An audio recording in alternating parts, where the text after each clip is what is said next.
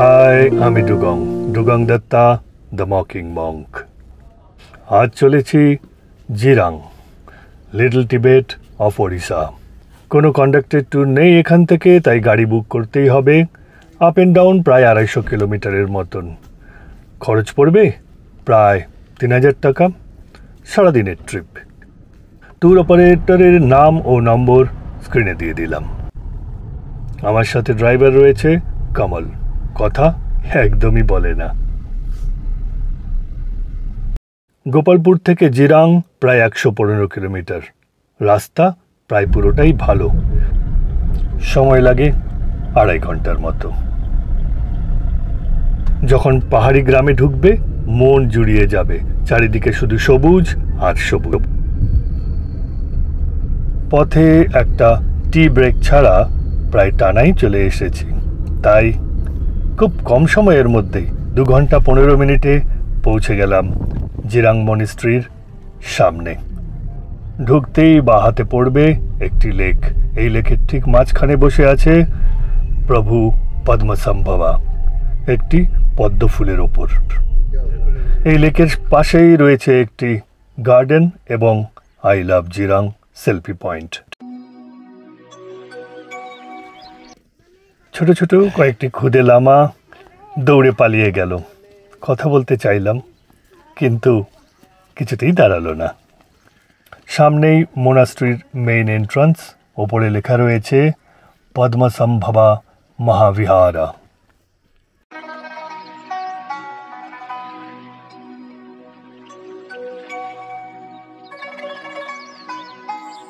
জিরাংকে little Tibet of Odisha বলা হয়। এও বলা হয় বুদ্ধিস্ট প্যারাডাইস ইন ওড়িশা। আমাদের দেশের টিবেটান রিফিউজি সেটেলমেন্ট এরিয়ার 6টির মধ্যে একটি এই জিরাং। 8 কোটি টাকায় 2003 থেকে 8-এর মধ্যে তৈরি হয়েছিল এই মোনাস্ট্রিটি, এবং এটিকে ইনগরেট করেন হিজ হোলিনেস দালাই লামা 2010 খ্রিস্টাব্দে। মন্দিরের মধ্যে রয়েছে 23 ফিটের সিটিং বুদ্ধা এবং 17 ফিটের স্ট্যান্ডিং গুরু পদ্মসম্ভবা। দেয়াল ও সিলিং জুড়ে রয়েছে মুরাল পেন্টিং বুদ্ধদেবের জীবনী অনুসরণে। এই মোনাস্ট্রিটি ইস্টার্ন ইন্ডিয়ার সবথেকে বড় মোনাস্ট্রি। মোনাস্ট্রি মানেই লামাদের কলেজ এবং সঙ্গে মূল মন্দির বা গুম্ফা। এই মোনাস্ট্রিতে একসাথে প্রায় 300 লামা থেকে পড়াশুনো করতে পারে, এবং তারা আসে দেশের বিভিন্ন প্রান্ত থেকে। সামনেই দেখা যাচ্ছে মোনাস্ট্রির অফিস ঘর ও অ্যাক্টিভিটি সেন্টার। যদিও আজ সব কিছু বন্ধ, তবু একবার উকি না মেরে পারলাম না।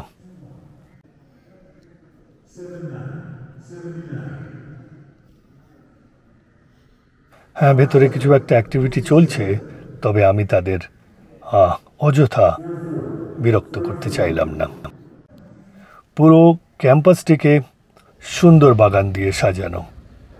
আর গজপতি ডিস্ট্রিক্টের চন্দ্রগিরিতে সেটেলমেন্ট দেওয়া হয়েছিল টিবেটান রিফিউজিদের, কিন্তু তারা তাদের গুণে পুরো চন্দ্রগিরির চেহারা পাল্টে দিয়েছে আজ। নদী, পাহাড়, ক্ষেত সব মিলিয়ে এক অপরূপ দৃশ্য। মোনাস্ট্রি থেকে মাত্র 100 মিটার দূরে রয়েছে একটি স্তূপা কমপ্লেক্স। স্তূপাকে টাইম ক্যাপসুলও বলা হয়। বিভিন্ন সময়ে বিভিন্ন মানুষের স্মরণে তৈরি হয় স্তূপা। তবে ভারতীয় স্তূপা আকারে ডোম শেপে, কিন্তু টিবেটান স্তূপা আলাদা। দেখতে পাচ্ছ সামনে, তারা কিন্তু স্তূপা বলে না, বলে চড়তেন। এই কমপ্লেক্সে মোট 8টি স্তূপা রয়েছে এবং একটি বড় ধর্মচক্র বা প্রেয়ার হুইল। এছাড়াও ছোট ছোট প্রেয়ার হুইল তো আছেই। চড়তেনের মধ্যে রাখা হয়, প্রিজার্ভ করা হয় বিভিন্ন স্থানের জল, মাটি, এমনকি বিশিষ্ট লামাদের অবশেষও। সেই সঙ্গে প্রেয়ার ফ্ল্যাগ টিবেটান বুদ্ধিজমের একটি বিশেষ অঙ্গ। বলা হয় এই ফ্ল্যাগ বাতাসে শান্তি, সহিষ্ণুতা এবং শুদ্ধতা ছড়িয়ে দেয়। অবাক হলাম এই কমপ্লেক্সে বিভিন্ন দেবদেবীর মূর্তি দেখে। হ্যাঁ, দেখলে কৃষ্ণ, রাধা এবং মা সরস্বতী, ছিল আরও কিছু দেবদেবীর মূর্তি। একদম মাঝের চর্তেনটি অনেক বড় এবং সুন্দর ছিল। এটি স্তূপা অফ এনলাইটমেন্ট। জিরাং থেকে 5 কিলোমিটার দূরে গ্রামের মধ্যে দিয়ে চন্দ্রগিরি পাহাড়ের মাঝে চলেছি একটি সুন্দর সুন্দর ওয়াটারফলের খোঁজে।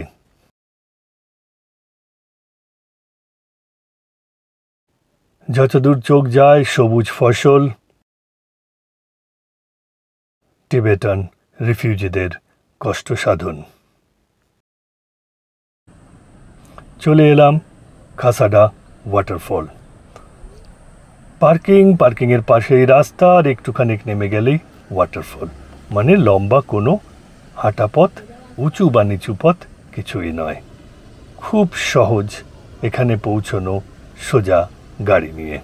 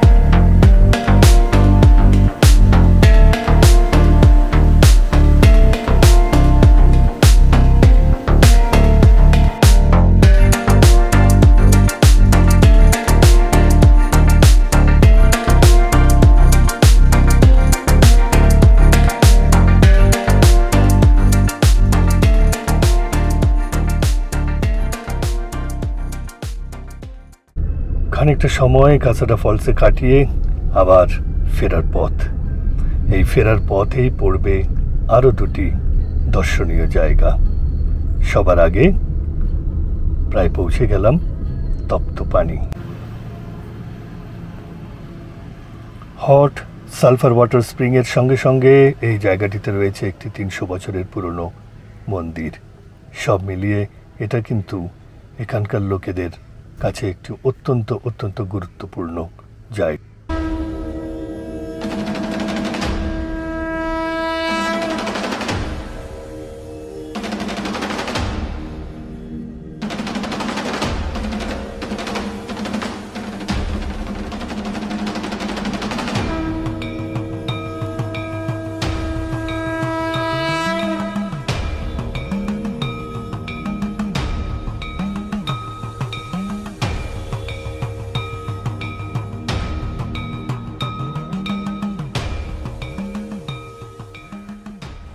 আমার পেছনে রয়েছে তপ্ত পানি বা হট স্প্রিং। আর এই হট স্প্রিং কবে থেকে এখানে আছে কেউ জানে না, কিন্তু পরে তৈরি হয়েছে মন্দির। এখানে মা কানন দেবীর পুজো হয় এই হট স্প্রিংয়ের মধ্যেই, যেখানে মূল স্রোত, এবং সেখানে কিন্তু কোনো রকম নোংরা করতে দেওয়া হয় না। প্রতিদিন ভোরবেলা এটাকে পরিষ্কার করা হয়। কিন্তু এর পাশে আরও 2-3টে জায়গা বানানো হয়েছে, যেটা নাকি জলটা ওভারফ্লো করে সেই ট্যাঙ্কগুলোতে যায়। সেখানে এখানকার ভক্তরা এসে গরম জলে স্নান করে। পুজো হচ্ছে ফুল ও নারকেল দিয়ে, বেলপাতা সহযোগে, সঙ্গে রয়েছে কলা, আর ধূপ তো আছেই। অসংখ্য মানত করা লাল কাপড়। এখানে দম্পতিরা আসে সন্তান লাভের प्रार्थना निये। तप्त पानी के साथ माँ देवी का क्या संपर्क है? तो पहले से निकला था। हाँ। पहले से हमारा पिताजी, इसका पिताजी से आगे से निकला था। इसके बाद हमको क्या मालूम है। এখানকার গরম জল ওভারফ্লো করে জমা হয় পাশের দুটি ট্যাঙ্কে, আর এই দুটি ট্যাঙ্কে স্নান করে স্ত্রী ও পুরুষের আলাদা স্নানের জায়গা। এই মন্দিরের ঠিক পেছনেই রয়েছে আরও একটি মন্দির, শিব মন্দির। এই তপ্তপানি এবং মন্দির কিন্তু আসলে এখানকার আদিবাসী সম্প্রদায়ের। দশেরা বা দুর্গাপুজোর সময় কিন্তু হাজার হাজার আদিবাসী সম্প্রদায়ের লোকেরা এখানে এসে জমায়েত হয়, চলে পুজো ও অনুষ্ঠান। সেই সময় আর কারো যায় স্থান মেলে না। তপ্তপানির কাছেই নেক্সট ডেস্টিনেশন ডিয়ার পার্ক। ছোট্ট একটি পার্ক বা জুও বলা যেতে পারে। এটি ম্যানেজ করছে উড়িষ্যা গভর্নমেন্টের ফরেস্ট ডিপার্টমেন্ট। লেখা রয়েছে প্রাইড অফ ওড়িশা। দেখি কি আছে এখানে গর্ব করার মতন। হ্যাঁ, প্রথমেই পেলাম এমু। একটি এমুকে দেখা গেল একটি খাঁচা, ওপেন খাঁচা। তারপর দেখা গেল স্পটেড ডিয়ার বা চিতল, খুব বলা হয় কমন ডিয়ার। আর কি আছে, তার পাশের এনক্লোজারে রয়েছে বার্কিং ডিয়ার। হ্যাঁ, এগুলো অপেক্ষাকৃত ছোট হয় এবং প্রচুর শব্দ করে, বার্কিং ডিয়ার। আর রয়েছে সাম্ভার। ডিয়ার সম্প্রদায়ের মধ্যে সবথেকে বড় হরিণের নাম সাম্ভার, সেটাও এখানে রয়েছে। শুনেছিলাম ব্ল্যাক বাক আছে, কিন্তু এখন পেলাম না, বলল ছেড়ে দিয়েছে। পাশের এই ঘাসগুলোকে দেখেছো, এগুলোর চাষ করা হয়েছে। এগুলোই কিন্তু এই হরিণের খাদ্য। এবার সব দেখা শেষ এবং ফেরার পালা। বেলা 3:30 বাজে। বেশ খিদে পাচ্ছে। কোথায় কত এন্ট্রি ফি লাগলো একবার পড়ে নি। জিরাং মনেস্ট্রি এন্ট্রি ফি 10 টাকা, স্তূপা কমপ্লেক্স 5 টাকা। ওয়াটারফলে কোনো এন্ট্রি ফি বা পার্কিং ছিল না, তপ্তপানিতেও তাই। Deer park 15 rupees. এবার একটু দাঁড়িয়ে কোথাও খেতে হবে। খুব ভালো রেস্টুরেন্ট পেলাম, মালগুড়ি ডেজ। মাত্র 120 টাকায় সুন্দর ভেজ থালি, খেয়ে মন জুড়িয়ে গেল। গোপালপুরের মুখ গোমড়া, একদিকে কালো মেঘ আর অন্যদিকে বৃষ্টি। বলা হয়নি, এবার আমার সঙ্গে আছে পিকে।